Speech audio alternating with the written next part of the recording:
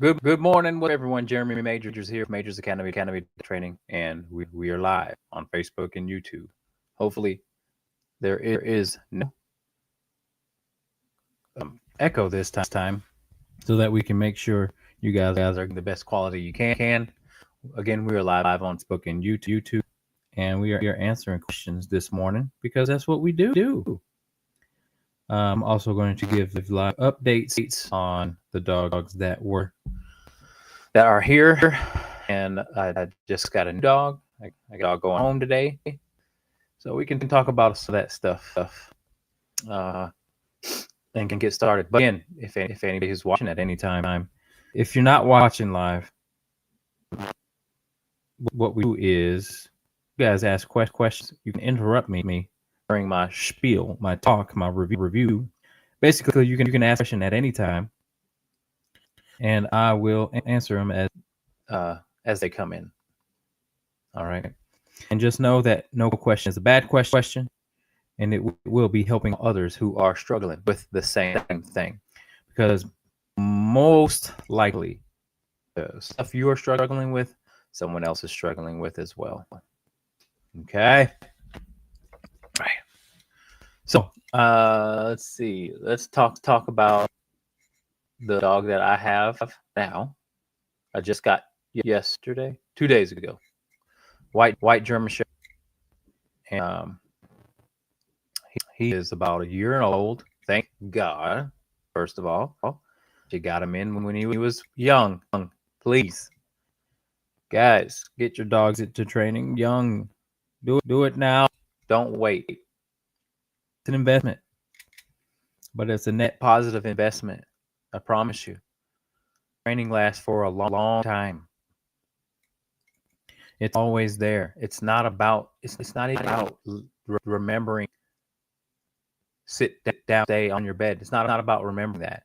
It's about them being to respect that someone did at one in their life, bring them calmness, diminish their anxiety, gave true answers to achieve a calmer, non-active dog. That's the biggest issue here. Is again not teach necessarily, but what we can bring them. Because again, everybody would like a dog and bring everywhere, as opposed to having a dog who knows a lot of stuff and you can't bring him anywhere. So it's just important that the dog experience one time in their life someone that takes that weight of their shoulders, because the dogs are again feel open, have the opportunity to control over things they shouldn't be trying to control. No dog should be trying to control a human with barking at them, jumping on, biting them, bothering them, annoying them, being for food. All of that stuff leads to more bad stuff, and leaves the dog. The dog doesn't really even like it. You create the environment that this is the happiness. Everyone's so concerned about the happiness. So, but can't have happiness without safety. And so create a safe environment will allow happiness to come as opposed to no safety and a bunch of stress and anxiety. A lot of dogs suffer from that. No safety equals a lot of stress and anxiety. Over the years, it will wear down on your dog's mental health, physical health. It will wear down on your mental health and your physical health and the people around you. How much stress does an untrained dog bring to the house? A lot. And I don't, something's up. Something's up with YouTube. I'm getting feedback again. I might have to do something different here, hey? Yeah. Anyway, as I was saying, a lot of families are stressed out with their dog. Dog is controlling the household. It shouldn't be like. And I think part of it is the dog having too much too soon, too young to be able to handle all the choices and all of the freedom. Many people want to have their dog roaming free in their household too soon, and then it creates a dog who becomes anxious because, especially if they are a certain breed or a certain temperament, they will start forming bad habits around that door. They will anticipate all the attention beyond them. That's bad. They will demand that you pay attention to them because they have the ability to do that, to receive it. Dog should not be out when people come over. Put the dog away so the dog doesn't jump on your guest. Bark. Just over be obnoxious. Not everybody dog's in their face, and you would say, well, if they don't like my dog, they don't have to come over. Okay, well, that's your choice, but go ahead and keep letting your dog decide who comes in, who comes around. That's not good. Put your dog away. It's a dog. Yeah, you heard it from me. A dog should be treated like a dog.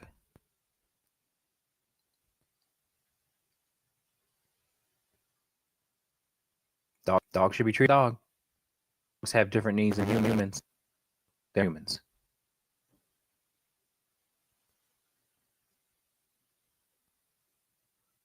So you should put your dog away if you have guests that don't like your dogs. Be fine.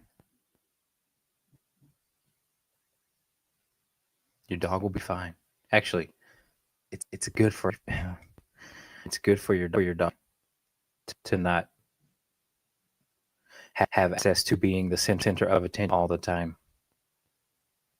It makes them humble, keeps them humble.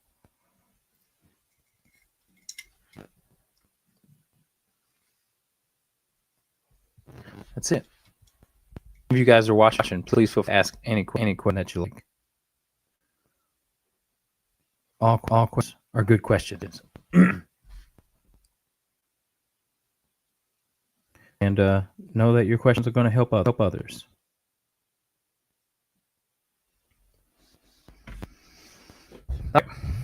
So I've got a dog go home. Moose is going home today, right around 12 o'clock. And we're going to go, or I'll just kind of go over what that looks like.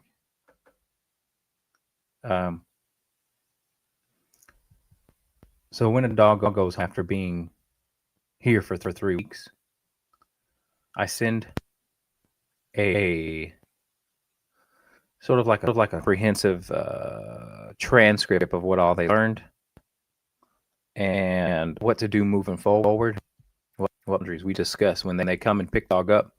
We kind of go over it, go over questions that they may have, and we make sure that the owner works the dog right in front of me. So I have to make sure that they get technique right. The dog is gonna freak out when they see you. They haven't seen you for 3 weeks, and they're gonna freak, and that's okay. I say that happen. Let them freak out for a little bit, get it out of their system, and then we get working. We usually take a walk, and I give owners the basically diagnosis of what I saw, what what I learned about the dog, and I think it really helps when people really know their dog very well, and it just gives them clarity on what to do, because the internet can give you all sorts of mixed advice. It's like we got a question in. Okay, let's highlight it. Mary Ellen says, we have a 5-year-old male planning on their doodle soon. Suggest a male or female. Worried about male going after female, even though it's neuter. What do you mean by going after female? All right, so I'll just do my little answer. So I would get a female for Joey. I would ask her for a submissive female, a laid back female, a calm female, and yeah, female. Oh, that joke. Okay. Jumping. I got you. I wouldn't worry about that. You can teach them not to do it, but also the other dog can stop it. Humping. yeah, same thing. Yeah, no, they'll mind. Males and males are more likely to fight than male and female. Yeah, same sex fights more often than opposite sex. So females and males get along the best.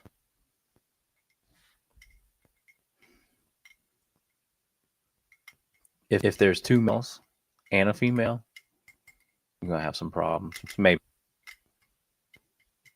And then female and female fight too. So opposites.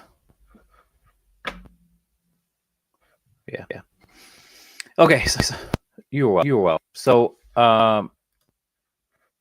look, when they come up, we're taking talk. I'm talking them through what I learned about the dog, and really what areas really focus on to try and get the dog to continue to progress once they're at their home. One of the things I address, though, time with a lot of people is you have to make sure that you are monitoring how well they listen. It's not about a bunch of hard work.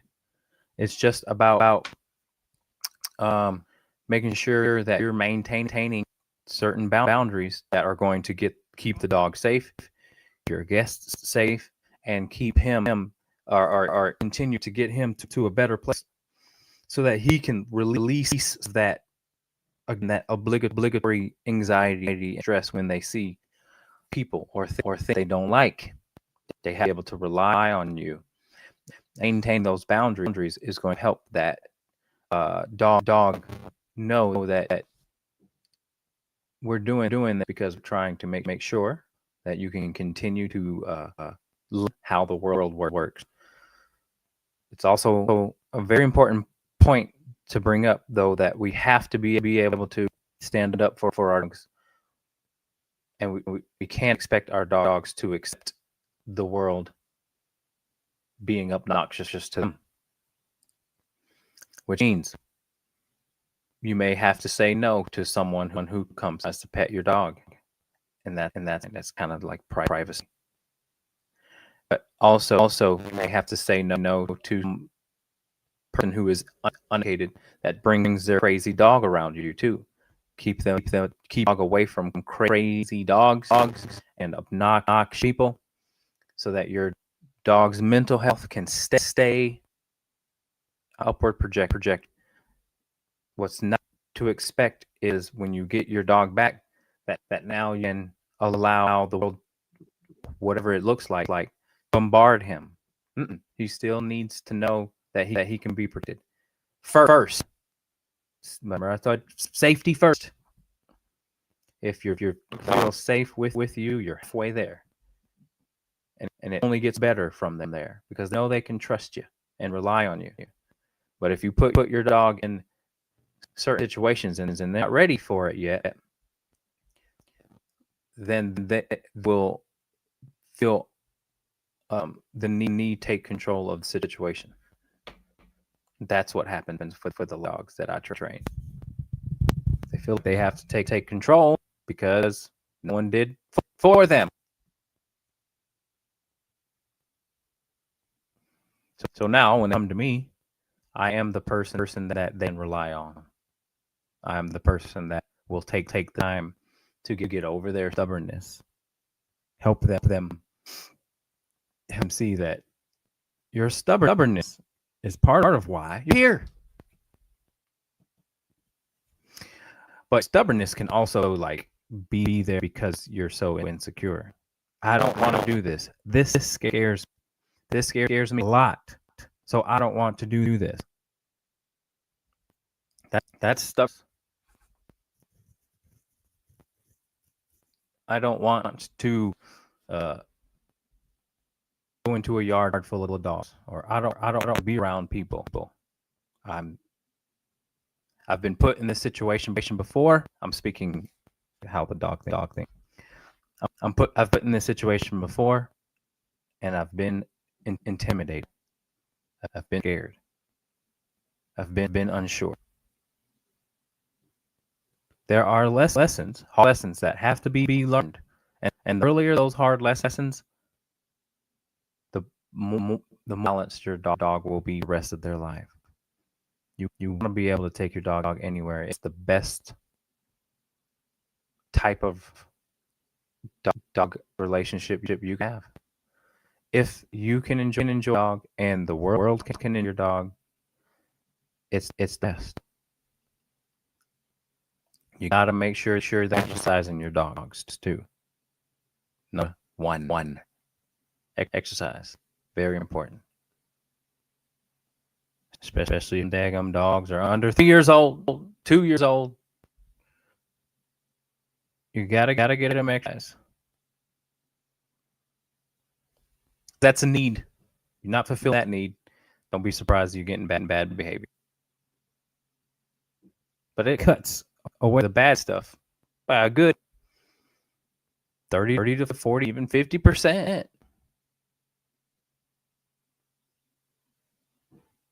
Exercise. All right, we got a. Lisa says my son has a 4-year-old intact female German Shepherd. How to go about introduce her to their baby that is due soon? Great question. Babies and dogs. You probably won't like this answer though. All right, let's get into it. When you introduce your dog to your baby, first thing you should do before it even arrives is make sure that the dog listens and respects you. If you allow your dog to get introduced to your baby and they're jumping on people, check the habits. Does the dog jump on people? Does the dog bark at people? Has the dog ever bitten anybody? Does the dog have anxiety? Does the dog demand attention? Does the dog follow you around the house? Does the dog in the kitchen when you're cooking? Does the dog bite feet when you eat? Does the dog bark from outside? Does the dog bark from inside? There's no way if my dog did all those things, there's no way I would introduce that dog to a baby. I don't want any obnoxious behavior around me. If you're really wanting to make sure things are kosher, make sure the dog respects human first. And I mean high level. because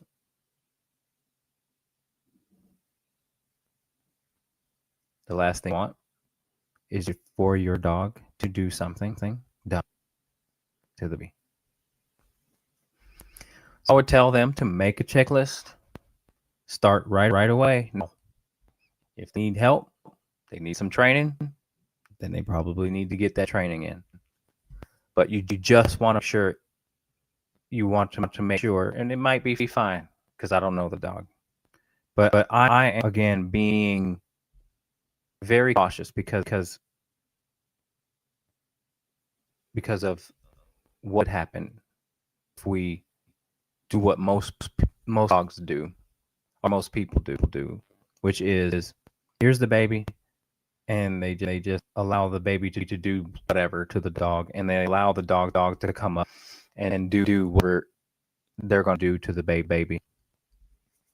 I mean, I just want you guys to make sure that a dog has a cocky attitude. Then something bad happen. That's the last thing I would want. Very, very sensitive about dogs and kids. So, okay, I'll give some more in-depth advice here. So, you want to separate, in my opinion. German Shepherds are generally going dogs to be up their owner's butt. And so you want separation, and you want calm separation. When you create separation, the German Shepherd needs to accept that separation first and foremost. If you want the dog to truly, I mean, if we're really trying to cross our T's and dot our I's here, the dog needs to know that the baby is authority. A priority. And it has to be, especially in the beginning, right? But even throughout its life, baby here, dog under, as far as the totem pole is here. And dog needs to be okay with that. If the dog is okay with that, after it realizes that baby is the priority and you should be quiet, dog will start to love the possibility of having a relationship with the baby. Don't get worried about the dog resenting or going to get angry because this thing is around and now if he's new rules. Start implementing rules right now. That's how you get it. You know, I don't know that people are concerned about that, but I've heard it around. I've heard it because around long enough. Some people are concerned that if you put the dog in eat, and you have a baby or whatever, the dog will get angry and resent the baby. And it's like if you let the dog go in the crate, but if you tell the dog to be quiet and it actually does it, which you should have been doing before the baby came, then the dog will accept the things that you want it to accept, and will do it very well too. Will do it very easily, because a dog and a child can have an awesome, fantastic relationship. It's really cool to see. Works well. But there has to be control from the parents. Say, make sure that they treat the dog like a dog, not a human. Because there has to be that difference. There has to be that there, so that the dog can really respect it and accept it. Now, I wouldn't necessarily even be worried about, like, when you introduce a baby to a dog. You know, step one is, again, separation. I'm gonna put my dog away. I'm gonna have the baby. The baby's gonna be able to have the priority to be over the floor. And again, depending on the dog, I'm gonna put the dog away. The baby's gonna have its time, and when the baby has time, the dog can have its time. What it shows is again, that you can control the dog despite its feelings of wanting to be out all the time and be in the middle of everything. The dog will have to learn how to deal with that, but also accept the smells first. It's not something that freaks the dog out, or the sight, or the loud noises of a baby. The stress. The stress of a baby should not stress out the dog. If that is happening, you have work to do. Some German Shepherds are wanting to be in control. And if a baby's cry triggers the German Shepherd's anxiety, work to do. You got work to do because that's a little bit vicious. That's a little bit worrisome. Sometimes the sound baby can trigger controlling behaviors from dogs. Sometimes it can get very bad because what a crying baby represents is vulnerability, and in nature, animals are designed to take control and take advantage of a crying out little thing. They hear it, and predators will go and try and eat it. So, yeah,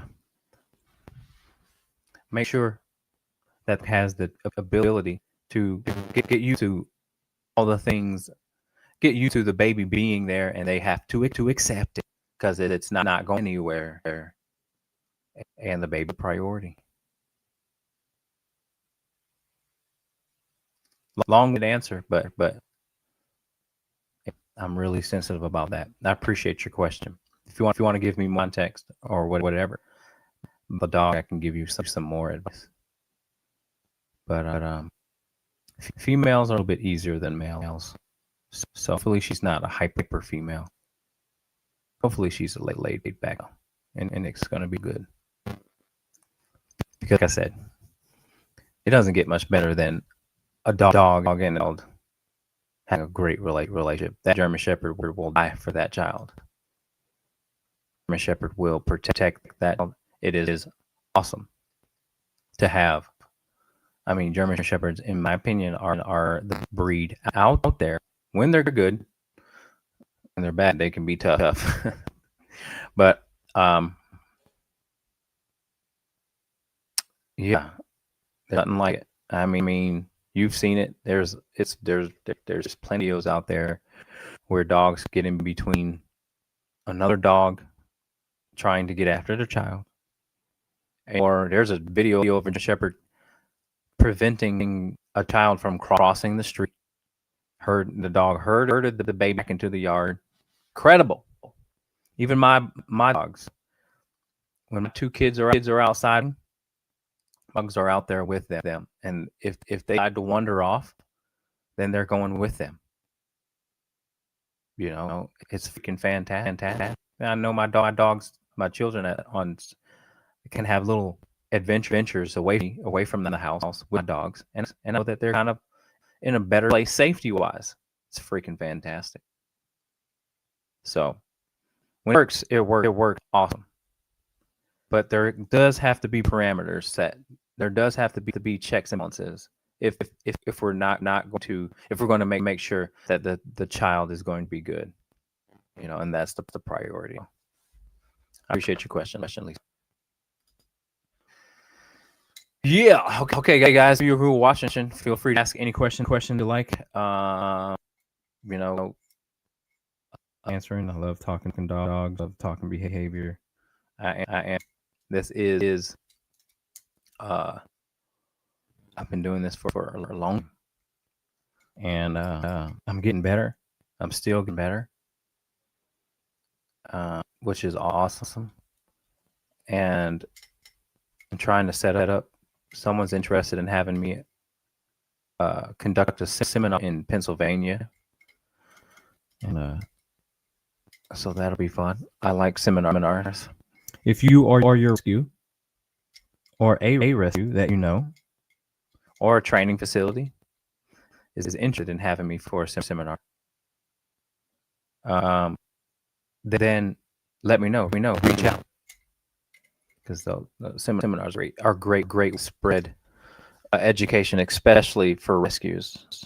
If you learn how to work with dogs, because most rescues are going to come across lost dogs, and knowing how to safely house them, knowing to improve them, makes them more adoptable, makes you guys rescue obviously better. So yeah. All right, question. Angela says, how do I go about breeding a golden? Well, I think most people join the AKC breed registry, and there's a lot of information on how to go about doing that. Don't be like I had 2 dogs that came from bloodlines, and I bred them. But there might be a little bit more into it. So I would suggest probably going to the AKC website and figuring out, you know, well, one thing you also want to take into account is how healthy your dog is, and where your dog comes from, and even if your dog's bred, sometimes Goldens can have certain genetic traits that that don't need to be passed down. So there can be a little bit into it, but it can be a little bit complex. AKC website and the Golden Retriever Breed Registry. That's what you Google. There is a Golden Retriever breed registry for the United States, and they've got some good advice there. So check out. All right, thanks for your question. Okay. It says, how is Walter? Walter's doing great. He's more. He's kind of like a working dog. He's got kind of working dog tendencies. He has to be in control, and you tell he likes to patrol the outside, but he's also like he likes to have space, to take space. And he has just allowing me to tell him what to do. He likes to be himself, which is kind of what the breed is about to some degree. But nonetheless, he's really starting to allow me to do it for him, let me take control. A lot of dogs' issues are when they feel like getting what they want, they know how to do it, and that's not good. Because they take that same way of thinking, and then they easily become annoyed with something that is in the way, like a child, or another human, or another dog, or anything that ends their curt. They will get crabby over, and that's an overall bad attitude to have. So what I do is, when your dog comes here, I try and focus on not allowing the dog to assume it can do certain things that, again, will lead to bad things. So something as simple as, when I'm outside with him, and I'm outside, and then when I get him to back inside, I open the door. And most dogs do bad things. We'll try and through the door. But I make all dogs pause there for a little bit, so don't assume that they take space. seem minute, and it might even seem irrelevant. But the more and more of those moments, micro moments that happen in creating that dog that you don't want, attitude of the dog that you don't want. So my job is to cover all of the ways in which the dog thinks it's okay to take space. And outside of their needs, not many of those situations. And so basically holding them accountable. You're going to do this because it's good for you. And I don't want you to do more bad stuff. So that's kind of what we're doing. And Walter is coming along great. He takes my guidance very well. We're going to socialize him today. He's going to have some. So that's Walter. Appreciate you asking. That's good stuff. Yeah. Let's see. What else we got? Tango. Woo wee! I talk about Tango, and I'm sure you guys maybe last week if you guys watched Tango is on a whole another level. But boy, we're getting making some strides with him. I mean, his anxiety was out of control.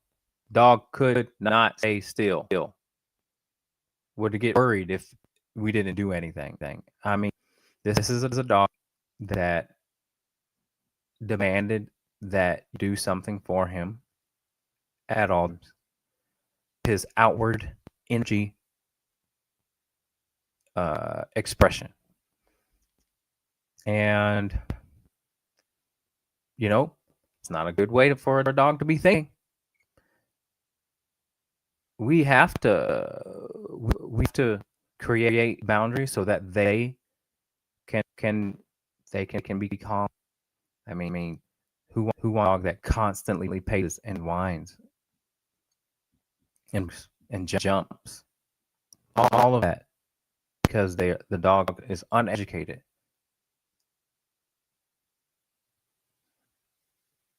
And so it's very important that they spend time with someone who knows how to just slow down the wheels head so they can actually see the world for what it is instead of what they think it is. Whether it be a reactive dog on the walk, or acting to humans on walks. If your dog's doing that, they're not educated. And some people they just want to say hi. Stop it. They don't want to say hi. Oh, he's friendly. He just wants to say hi. Get out of here with that. Not good. No. Right.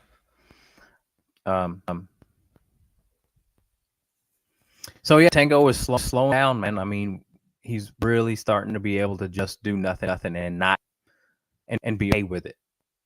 You know what I'm saying? Like, boy, if we really give too much attention all the time, if we give all the attention to them when they want it, man, we're just creating a real tough issue to deal with. Then they think they're entitled to all of it. And you try and put them away and they're screaming back there. I'm upset because I could be involved and be in the middle of everything. Back there going nuts. Mm-hmm.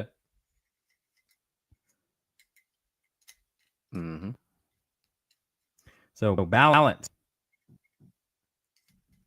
is what we're after. I'm not telling you to put your dog forever. I'm telling you that dog doesn't have to be out every time you have people over either. And I'm telling you that dog should not be pulling on leash all the time. Don't let your dog pull on leash. That means you are okay with the daggum dog dumb. Help that dog. let the dog pull on leash.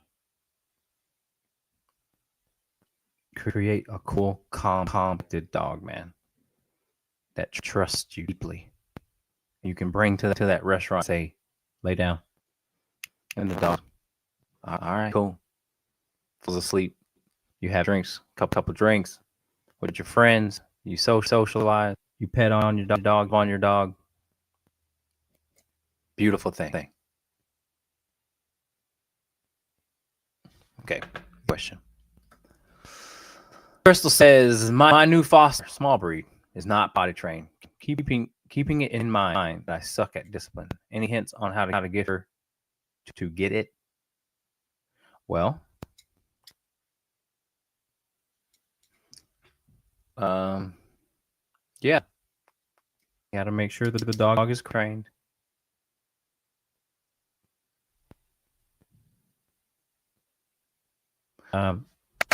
Make sure the dog is great trained. Got to make sure, and when I say train, I mean that the dog is, when you put the dog in, that it gets quiet and it lays down and it chills. That's crate trained. And it's not being to come out. It's not bursting out when you open the crate door. It waits patiently. And if your doggy's in the house, then it loses the roam of my house. I'm not bringing in a dog. Dog's gonna be peeing in my house.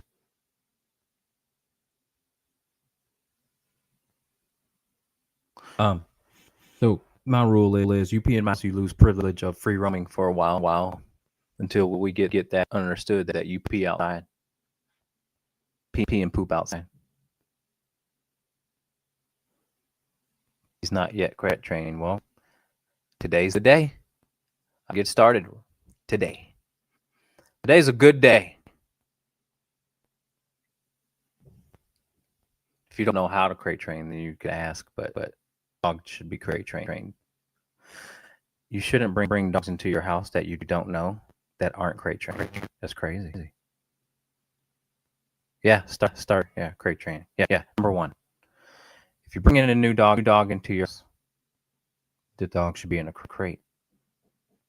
You don't know the dog very well. Dog doesn't know you. Dog doesn't know the other dogs. Yep. Crate training should be number uno. Any dog that comes to me, they have to be crate trained first. No, I'm not saying that to be crate trained before they get to me. I'm saying the first thing that I'm doing is making sure that they're good and for their safety. Safety is the priority. Happiness can come when there's safety. Crazy stuff can happen if there's no safety. So, and then when he's out, she. So yeah, let's start there. Thanks for your question. Feel free to ask another. All right, Nikki says she's starting to feel better. She wants to be around Ember again. She will walk up to the kennel, tail wagging. When I go to Haley, her out, but now Ember is growling.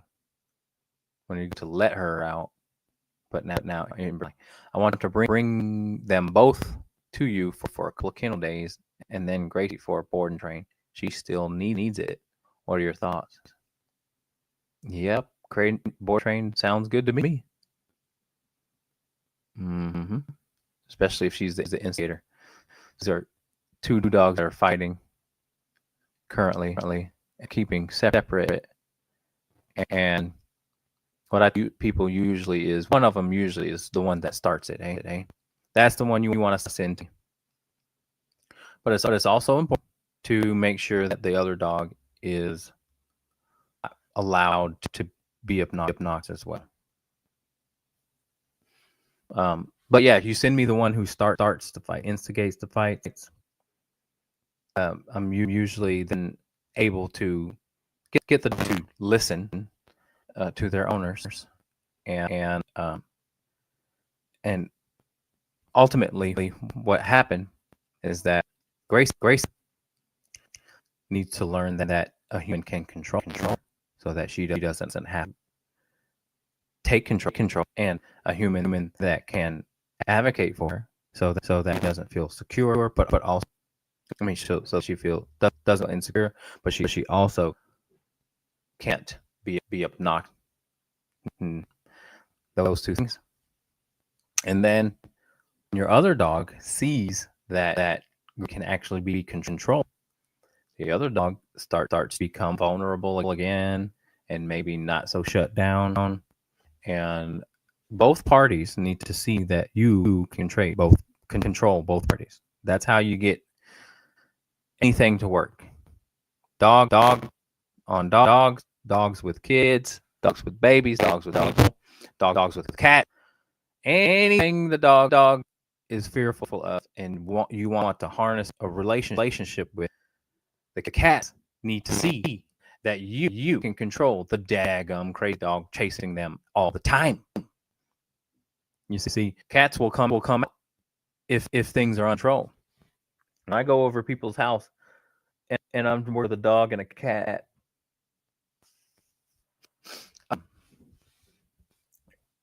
If the cat can kind of that I'm going to get chased and harassed by a dog, that will come out and stop hiding. You know, which is cool. Because now if you control that dog, if you control your dog, the cat's like, oh, maybe it isn't so bad. And then you can go, and then the dog goes, I don't really feel the impulse to go after that cat anymore. I have that in me because, well, my owner showed me that it's not necessary, and that I can't, and I just can't anymore. So that's pretty cool. And then they go check out the cat and have a better relationship. You can create a mutually respective relationship. Isn't that cool? So yeah, but it has to happen between dogs and dogs too, because what happens is if the dog's allowed to fight much, then they just won't trust each other anymore, and they'll be looking at each other and not, like I'm gonna you before you get me kind of deal. That's bad. Dang. So yeah, guys, that's about. Anybody else have any final questions? You guys go ahead and type it in, because we're getting close to closing time. This is episode 250. If you haven't liked this video, and if you're on YouTube, please subscribe if you thought this was valuable. Because the more people that hear it, the more people I can help. So I appreciate you guys. Let's see if I got any questions here yet. Okay. All right. I think I covered them all. I appreciate you guys. We'll see you guys week. Same place and same thing. All right. Take care, guys.